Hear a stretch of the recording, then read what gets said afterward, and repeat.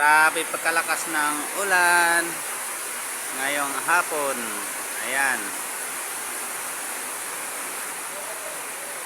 Grabe kalakas ang ulan.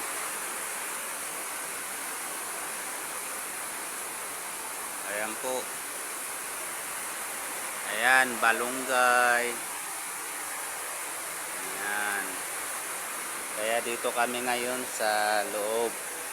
Nagpasilong kasi ang lakas ng ulan. Ayan. Grabe ang lakas ng ulan.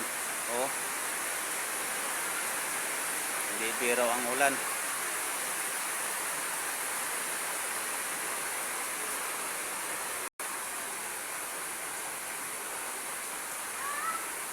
Ayan, hanggang dito na lang po. Bye bye for watching. Pakicomment na lang po at i-share. Maraming salamat.